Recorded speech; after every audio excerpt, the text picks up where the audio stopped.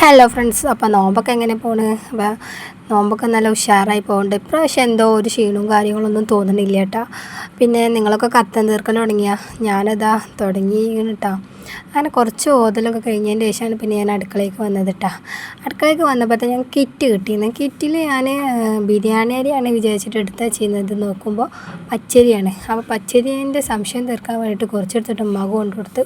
അപ്പോൾ പറഞ്ഞത് അത് പച്ചരിയാണെന്ന്. അപ്പോൾ പിന്നെ ഞാൻ മേടിച്ച ബിരിയാണി അരി ഉണ്ട്. അതുകൊണ്ട് ഇന്ന് എൻ്റെ പ്ലാൻ എന്ന് പറയുന്നത് നെയ്ച്ചോറും ചിക്കൻ കറിയും ഉണ്ടാക്കാനായിരുന്നു. അപ്പോൾ പിന്നെ ഞാൻ മേടിച്ചത് തന്നെ അങ്ങോട്ട് മേടിച്ചിട്ട് ആദ്യം തന്നെ ഞാൻ നെയ്ച്ചോറ് വയ്ക്കുക ചെയ്തത്. അതാകുമ്പോൾ വേഗം ആവുമല്ലോ. അങ്ങനെ നെയ്ച്ചോറ് ഉണ്ടാക്കുന്ന പരിപാടിയൊക്കെ തുടങ്ങിയിട്ടാണ്. നെയ്യൊക്കെ കിറ്റിൽ കിട്ടിയതായിരുന്നിട്ടാണ്. അങ്ങനെ കുക്കറിൽ നെയ്ച്ചോറിനുള്ള കാര്യങ്ങളും ഉള്ളിയും ഇതൊക്കെ അരിഞ്ഞ് ഇട്ട് അതിൻ്റെ മുന്നേ തന്നെ അരിയൊക്കെ കഴുകിയിട്ട് ഞാൻ വാർക്കാൻ വെച്ചിട്ടുണ്ടായിരുന്നു. പിന്നെ വെള്ളമൊക്കെ തിളച്ച് തുടങ്ങി. ഒന്നുകൊണ്ട് വാട്ടിയിട്ട് കുറച്ച് ക്യാരറ്റ് ഉണ്ടായിരുന്നു. അപ്പോൾ ക്യാരറ്റും മുറിച്ചിട്ട് വെള്ളമൊക്കെ തിളച്ച് വരുമ്പോൾ അരി ഇട്ട് അങ്ങനെ അതവിടെ റെഡി ആയിട്ടാണ്. പെട്ടെന്ന് തന്നെ റെഡി ആവുമല്ലോ, ഒരു വിസിലടിച്ചാൽ തന്നെ ആ പണി കഴിഞ്ഞിട്ടോ. നെയ്ച്ചോറ് പണി കഴിഞ്ഞ് അടുത്തത് ചിക്കൻ കറി തന്നെയാണ്. അപ്പോൾ ആ കുക്കറിൽ തന്നെ ചിക്കൻ കറി വെക്കാൻ വിചാരിച്ചിട്ടാണ് ഞാൻ ആദ്യം നെയ്ച്ചോറ് അതിൽ വെച്ച്.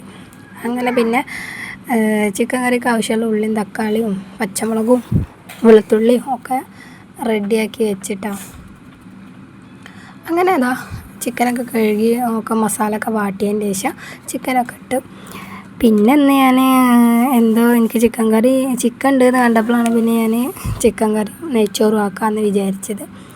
നിങ്ങളൊക്കെ പിന്നെ പിന്നെ ഞാൻ ക്യാരറ്റ് ജ്യൂസ് അടിക്കാൻ വേണ്ടിയിട്ട് ക്യാരറ്റ് പുഴുങ്ങാൻ വെച്ചിരുന്നിട്ടാണ്. അതങ്ങനെ പുഴുങ്ങലൊക്കെ വെന്ത് വന്നപ്പോൾ ഞാൻ പാലും ക്യാരറ്റും ഈത്തപ്പായും ഒക്കെ ഇട്ട് അടിച്ച്. പിന്നെ അതേപോലെ തന്നെ സമൂസക്കുള്ള മസാല ഉണ്ടാക്കി വെച്ചിരുന്നു. പിന്നെ അത് സമൂസ ഉണ്ടാക്കാൻ വേണ്ടി അത് മടക്കലൊക്കെ കഴിഞ്ഞിട്ട് അത് പൊരിച്ച് വെക്കുകയും ചെയ്ത്. അപ്പോൾ എല്ലാം റെഡി ആയിട്ടാണ്. ക്യാരറ്റ് ജ്യൂസ്, സമൂസ, മുന്തിരി, ഓറഞ്ച്, പിന്നെ കക്കിരിക്ക, ഇതൊക്കെ തന്നെയായിരുന്നു ഇന്നത്തെ ചെറിയൊരു നോമ്പ് തുറന്ന് പറയുന്നത് കേട്ടോ. അൽഹംദുലില്ലാ. അപ്പോൾ നോമ്പൊക്കെ തുറന്ന്